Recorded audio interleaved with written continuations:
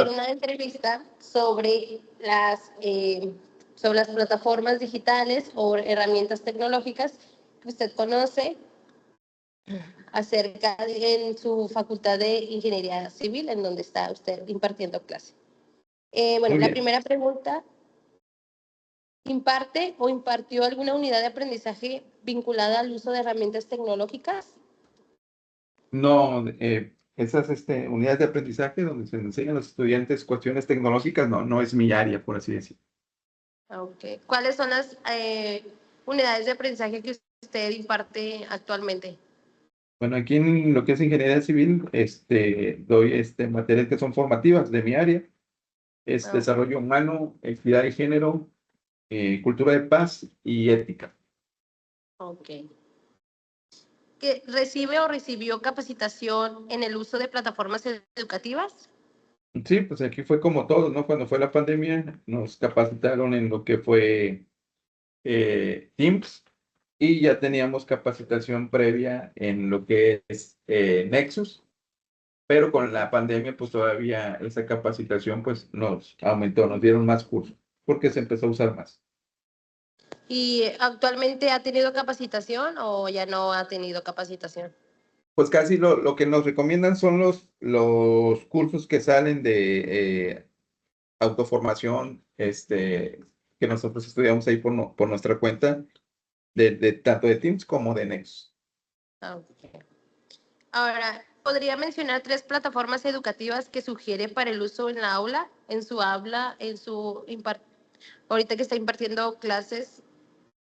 Pues serían básicamente las que conozco, las que es las que utilizo, pues sería el Teams, principalmente el Nexus también, el Teams. No, yo creo que al final como que lo que provocó la pandemia fue el buen uso de la plataforma, porque antes de la pandemia todavía recibíamos trabajos, digamos, físicos, y ya después con el conocimiento del Teams y como el Teams se quedó como plataforma de la universidad, entonces pues eso facilitó mucho el que ya no se tuviera que, en algunas, bueno, en mi caso en las unidades de aprendizaje, que ya casi es raro que me entreguen un trabajo en físico, todo es por medio digital. Entonces yo creo que eso ayudó mucho. Aparte también la comunicación.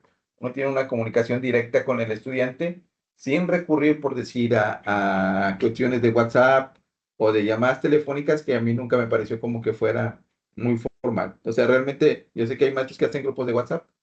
Yo no hago grupos de WhatsApp. Creo que la plataforma es la comunicación Medio. ideal y formal.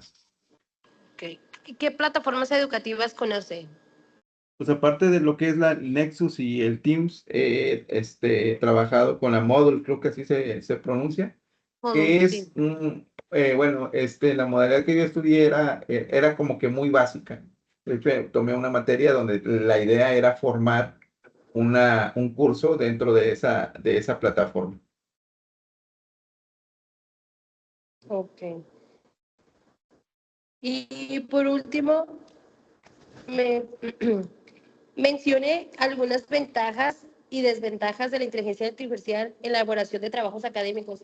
Y ya como usted sus materias, pues tiene mucho que ver con trabajos a lo mejor que incluye mucho la inteligencia artificial. Pues yo creo que ahí es donde está como que el talón de Aquiles de no solo de la educación, sino de muchas otras áreas, pero principalmente de la educación. Yo lo que he comentado con compañeros es de que yo creo que va a ser realmente ahora sí va a ser una revolución la educación, que ahora sí la tiene que hacer, porque en nuestro caso los trabajos que se entregan, algunas de las materias, dos de las materias que te mencioné, son totalmente a distancia o en línea. Entonces, la mayoría de como conocemos a los estudiantes es en algunas sesiones en línea, pero la mayoría del trabajo es entrega de tareas. Entonces, esa entrega de tareas muchas veces se les pide que la filtren por alguna plataforma para detectar el plagio, que ellos mismos lo hagan o detectar, o sea, que tenga un cierto margen, obviamente que se hayan, digamos, copiado como una fuente o algo así, pero que no excedan, por decir, del 80%. Entonces, más bien, que no exceda del 20%, que el Sí. 80% sea de su trabajo, pero aún así no siempre se puede, no todos los muchachos lo entregan de esa manera. También no, el maestro no siempre tiene el tiempo para filtrar lo que los estudiantes demandan. Entonces, como tampoco los conoces de manera presencial, no conoces, digamos, sus alcances académicos ni su vocabulario, entonces es muy difícil porque por lo único que te estás basando es por lo que en estas materias, por lo que te entregan. Y si lo que te entregan es copiado, digo, sí hay ciertas cuestiones, digamos, que se pudiera controlar, pero en grupos masivos, en grupos de 40 estudiantes o de más por salón, y si tienes varios grupos, pues es muy difícil esta cuestión. O sea, sí hay una gran copia por parte de los estudiantes, sobre todo en estas materias que son mucho de leer, mucho de reflexionar. Y pues o sea, la inteligencia artificial te da cualquier cosa que le pidas. Entonces, es muy difícil que el maestro pueda, en todos los casos, discriminar qué información es del estudiante cuando no lo conoce en persona. Discriminar cuál información realmente pudo haber escrito y cuál pudo haber sido por la inteligencia artificial. Hay veces casos muy concretos sí te puedes dar cuenta, pero hay otros casos en que no te vas a dar no te vas a dar cuenta, ¿no? Entonces yo creo que ahí por lo mismo la educación tiene que girar más en las formas de evaluación. Entonces yo creo que ahorita mientras no digan ahorita nada o haya perdón, una herramienta que ayude al maestro con eso y que sea autorizada y que nos digan cómo se usa y que realmente sea infalible, porque hemos detectado también, o sea, yo puedo meter un documento que yo realicé, lo puedes meter a un filtro de la inteligencia artificial y como quiera te sale que tiene cierto porcentaje de, de, sí, de plagio, y lo hizo uno mismo, nada más con, digamos, con lo que uno puede conocer. Entonces realmente no hay una seguridad, porque las plataformas también lo que buscan es venderte sus actualizaciones o los modelos de paga.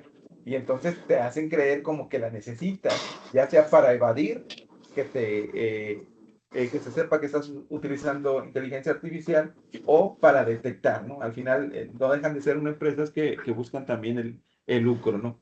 Entonces yo creo que en esa dinámica estamos. Yo pienso que se debe de reflexionar sobre todo o la herramienta que va a utilizar el maestro o los lineamientos que debe de entregar un estudiante, pero no solo eso, yo creo que más se debe enfocar en lo que es en la evaluación, es decir, cómo se va a evaluar.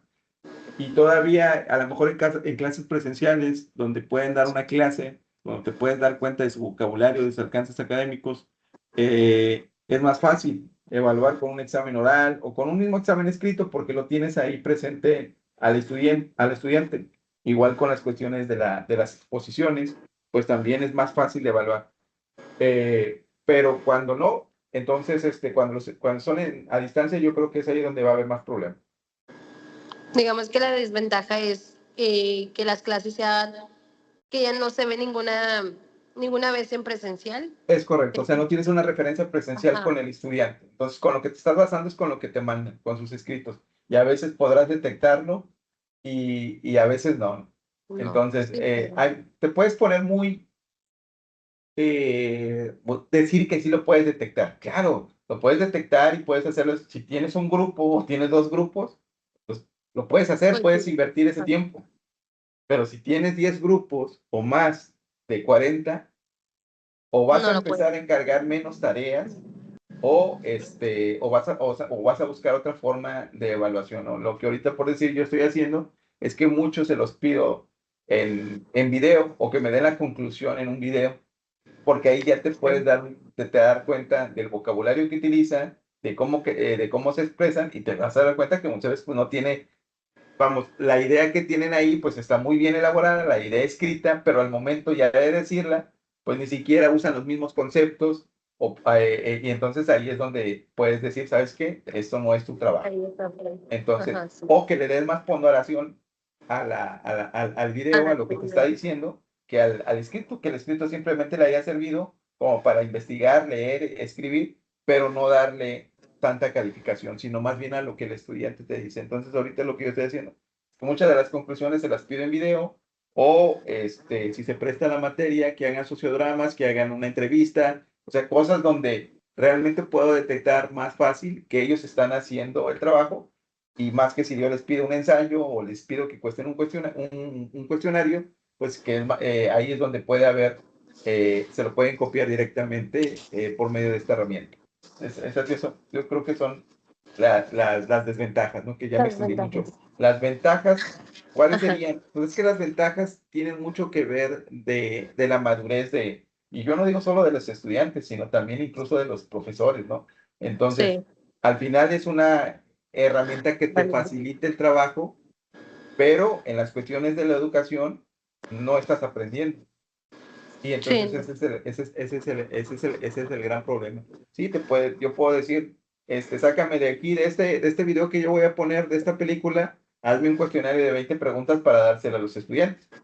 Pues me facilitó ahí que yo pensara las preguntas.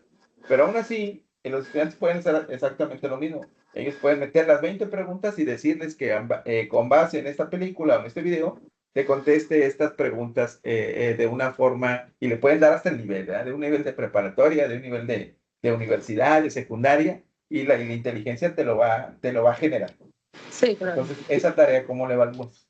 O sea, ¿cómo sabes ahí? Entonces, por eso es mejor, yo digo que sea.